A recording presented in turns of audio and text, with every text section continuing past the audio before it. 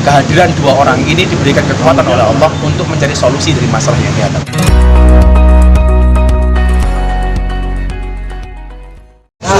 Oke, hari ini saya diminta Mas Anang untuk memberikan nasihat pernikahan kepada Aurel. Saya pikir tadi ada Atta, ternyata rencana bisa Atta juga bikin pengajian sendiri. Kapan saya masih cari waktu untuk bisa datang ke tempatnya dia. Dan alhamdulillah acara berjalan dengan lancar dengan segala rentetannya. Ya sahdu, ya romantis, ya ada ketawanya, komplit lah. Nasihat apa yang dikasih sama Gus Miftah mungkin dalam pernikahan? Saya memberikan nasihat kepada keduanya. Aurel, banyak yang mengatakan kenapa kamu nikah muda. Saya bilang sama Aurel, bukan masalah nikah muda atau nikah tua, tetapi yang menjadi masalah adalah ketika kamu memilih pasangan yang salah. Dan ketika kamu menghadapi itu semua, saya bilang sama dia, ketika kamu tulus mencintai karena Allah, maka manusia pun akan mencintaimu karena Allah. Saya kasih tahu bagaimana tip-tip menjaga keharmonisan keluarga kepada si Aurel.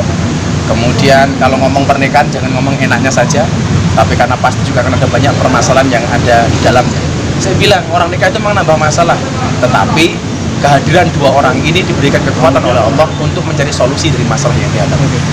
Soal pernikahan muda sendiri gimana sih Gus? Artinya dari kacamata agama itu sendiri? Kan ya sah-sah saja. Selama udah balik dalam kacamata agama itu sah. Kalau kemudian undang-undang pemerintah kan undang-undang pernikahan umur 21 tahun. Kan sudah layak untuk itu. Baik Atta maupun Aurel. Jadi nggak ada masalah sampai hari ini.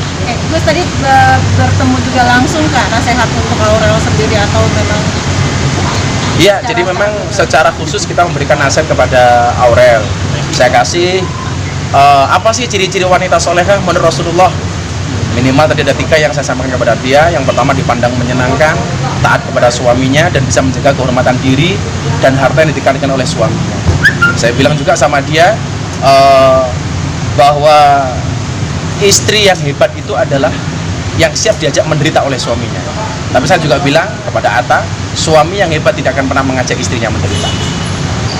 Dan ternyata nasihat-nasihat pernikahan kita kemas secara semacam quote itu lebih gampang diterima daripada saya hanya menyampaikan ayat dan hadis.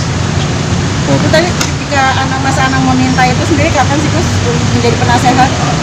Saya udah janji untuk membantu pernikahan ini sejak bulan Ramadan tahun kemarin. Kita sempat by Zoom, kita sempat YouTubean bareng. Dan waktu itu Mas Anang minta, oke, karena kebetulan saya bersahabat dengan Mas Anang sudah 8 tahun lebih. Sudah 8 tahun lebih. Dan Aurel bilang, tolong aku dibantu ya Gus, ya saya bantu. Termasuk besok akad nikah tanggal 3.